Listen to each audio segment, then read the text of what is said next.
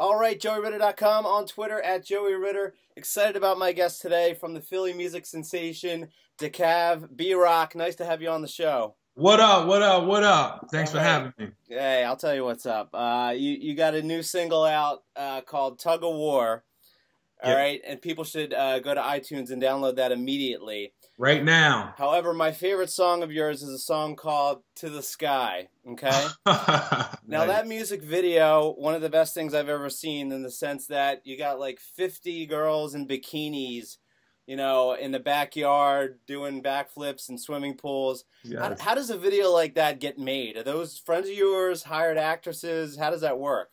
Well, actually, the first thing I want to say is that was actually the censored video. The uncensored video is going to be coming out later down the line. Oh, that's not even out yet. No, it's going to be on DVD. But the majority of those girls are just our friends, you know, like pretty much models, actresses, or whoever, just close friends of ours. And all we pretty much do is just send out a text message. We'll send out a Facebook post and just say, hey, any of you guys want to be in the video, come on out. We're throwing a pool party. We'll have some booze and food there, and just come do your thing. And most of them are very supportive, and they come out, and then we just have a pool party. And pretty much, you know, the guy-girl ratio is pretty much like 1 to like 9. Oh, so my God. that's always a good thing. Like, we don't invite any guys. It's always females. So it turns out, you know, in our favor. Yeah, I wasted 15 years of my life playing punk rock, man. I don't know why I did it all wrong. But now talk to me a little bit about how a Dacav song was born. You know, I've been in rock bands, you know, my whole life, and it starts with a dude with a guitar singing about some girl that dumped him. But with music like yours, I mean, does it start with a beat and synthesizer? How does it all come together? It all starts with the beat. We'll usually sit with the producer, and then we'll let them make the beat, and then probably about 20 minutes into making the beat, we'll see where it's heading, we'll see where it's going, because each beat has its own feel. So once we hear like where the producer's going with it, then we'll start throwing ideas out, and we pretty much come up with the hook first, because the hook is pretty much it's what sells the record. So the hook is the most important part of the song. So once the beat comes on, once the beat is like halfway made, we already have the hook done. And once the whole beat is done, then we pretty much have the verses done. So we can pretty much knock out a song in probably like an hour and a half. Wow. Okay. 2 hours, yeah. So. All right. Now, you know, how long have you been rapping for? Oh, I've been rapping since I popped out of the womb. Probably. I've probably been rapping. I want to say I started in 3rd grade, but I didn't take myself serious until I want to say like 6th or 7th grade. So what was 6th or 7th grade B-Rock rapping? At that time, I was like influenced by a lot of like hardcore rapping, kind of like NWA. So I was a little, you know, a badass and, you know, rapping tough lyrics and stuff. But I had lived in Philadelphia at the time, so I was pretty much influenced by my surroundings and just, you know, pretty much wanted to be that tough guy hardcore rapper. And then like in 7th grade, that's when I actually moved to Mount Laurel, New Jersey.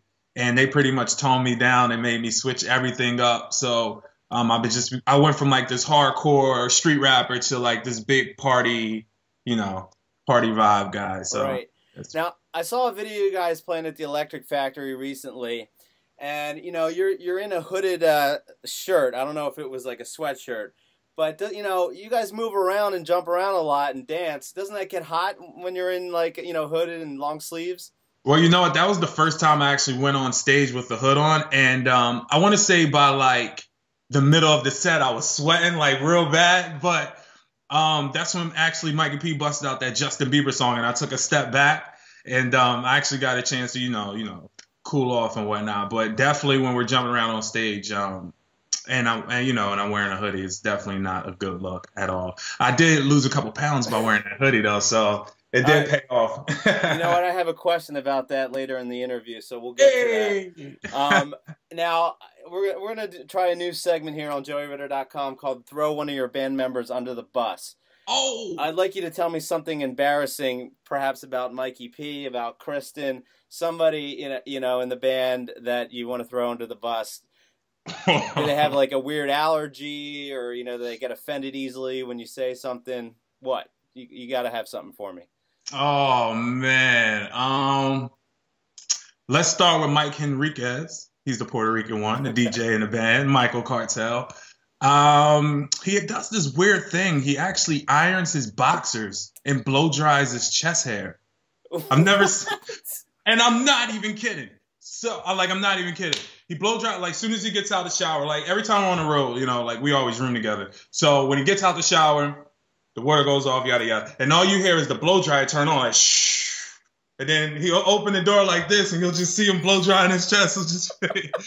And then he also irons his boxers, which is just weird. I don't understand it, but that's weird. But I guess I understand, like, the thought process of ironing your boxers.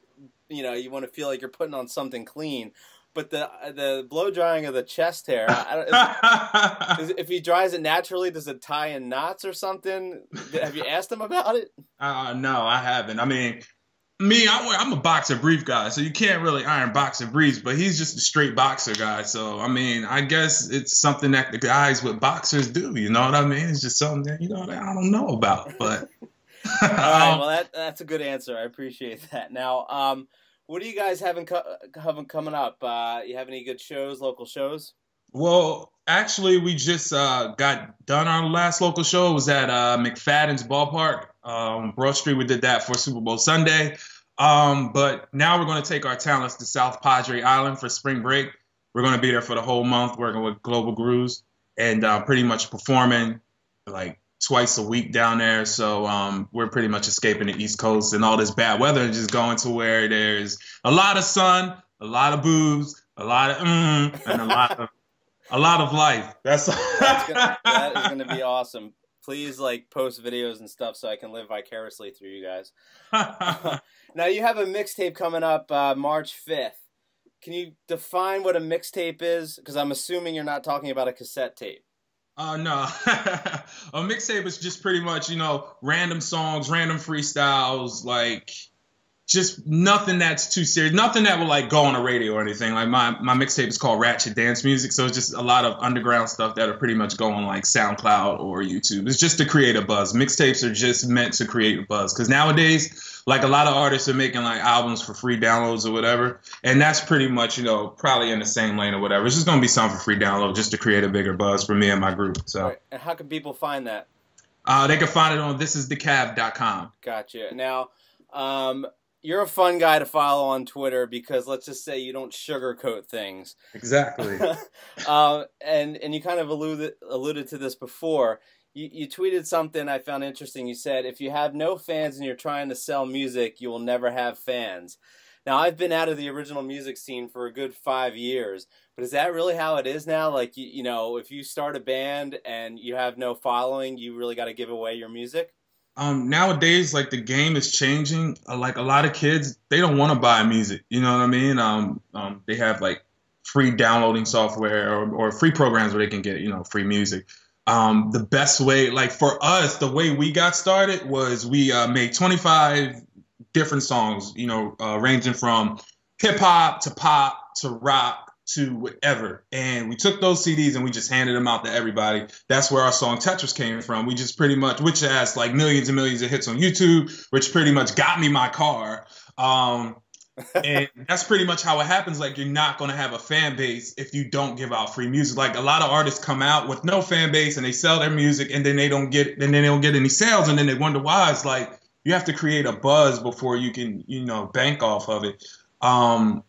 And that's just pretty much where it stands right now. So that's why we're doing stuff like the RDM, the Ratchet Dance Music mixtape. We're just going to give it out for free and just create a buzz. You never know, an A&R could come along and check out a song and bam, you never know. So, yeah. And as far as being solo singers or whatever, I was just talking to one of my friends today and I was telling her, cause she don't have a fan base as well. And I was saying the best way nowadays to blow up is to make a cover, make a cover song of one song that just came out. If it just hit the air, yep. Learn that song, do a cover, audio, video, put it on YouTube, and I guarantee the hits will pile up because when people go to search for that song, that video is going to pop up. Yeah. So that's the best way to get signed as a solo artist or singer or whatever nowadays. Yeah, I've talked to a lot of rock bands and stuff that have done that, and they say the same thing. Now, what about live? Is covering songs live, a cool thing, or just have it on YouTube? We cover one song live. We cover LMFAO Shots live, and everybody goes nuts. The only other two songs we did was One Direction, What Makes You Beautiful, and Justin Bieber, Beauty and the Beast. But that was for a specific concert. But the fans love it. It's the best way to switch everything up for fans of the main act that don't know. You know what I mean? Because these people come to see, like we performed for Cody Simpson. Those kids came to see Cody Simpson. They don't know who we are. So it's best to do like two of our songs, then switch it up with a Justin Bieber so they can get in it. To do one of our songs and switch it up. You know what I mean? And go back and forth. So. Totally, because, they're going maybe to see the headliner, and, the whole idea of your performance is you want them to dance and get into it. And, maybe for the first couple songs they're kind of just standing there checking you guys out. But once you play the song they know, then they start moving around. And when you roll into your other songs, it makes for a great show. Exactly. So you also tweeted about the Insanity Workout. Yeah. What exactly is the Insanity Workout? The Insanity Workout is a 60-day program, workout DVD. It's a big book that comes with about 8 or 9 DVDs, and every day for about 45 minutes to an hour, you just have to do a bunch of routines. And oh my God. Yeah, like on my 12th day, I started seeing results. So if you want to tone up for the summer, I suggest that, pick it up, or anybody that's watching this, if you want to tone up for the summer. Well, see, I just do push-ups and stuff because this show's filmed from like this high up, so that's really all I need to work on. You're good. You also tweet a lot about Family Feud. You're a big Family Feud fan? I love Family Feud. I actually just downloaded the app and I've been addicted to it ever since. But I love Family Feud. The only thing that I hate about Family Feud, and I know you saw me tweet it before, is that they always put the black families versus the white families, and the black family always give the dumbest answers, and they always lose every single time. And, I did see you tweet about it, but I watch it all the time, and I have to be honest, I don't notice that. But now that you said it, I'm gonna totally look out for it. Maybe it's just me. I always watch it like late at night before I go to bed. So I'll admit you're right if it happens, but I'm gonna be on the lookout for it. Now, when you watch Family Feud and they're doing Fast Money at the end, what I do is I turn around. Yes, I do that. Yes, all the time. The best way to do it. And you add up the points in your head versus what they're doing. Yep.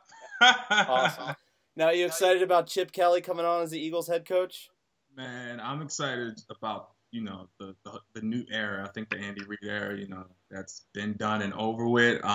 Chip Kelly's really going to help out Mike Vick and get his game going. And, I'm really excited about this season. So hopefully I can actually go to my first Eagles game this season. So check them out. But, yeah, I'm very excited. Yeah, the only Eagles game I went to was a preseason game, and, pretty lame.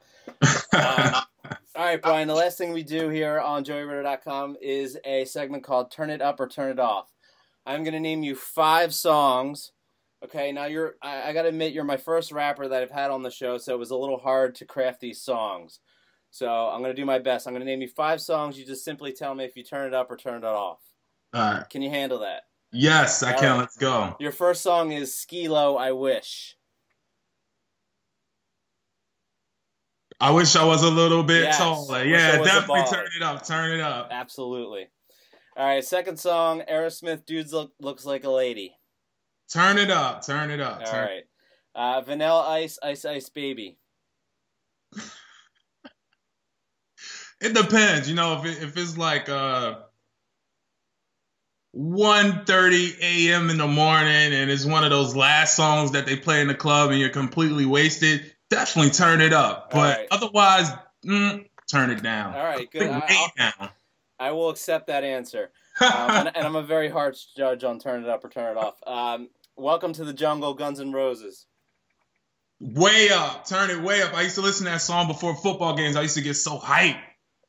Right. You can't argue with that song. And the last one is More Money, More Problems by Puff Daddy. Oh, man, you got to turn that up. Absolutely. That's my senior year summer right there. Hey, Brian, I really appreciate you doing the show. It's going to be a big year for Dacav. People can follow you on Twitter at Brian Dacav. That's Dacav. Check you out at thisisdacav.com. Am I forgetting anything? No. Oh, my group at Dacav5 as well. So awesome. Hey, Brian, thanks so much for doing it, and keep killing it. No problem. Thank you, sir. You got it.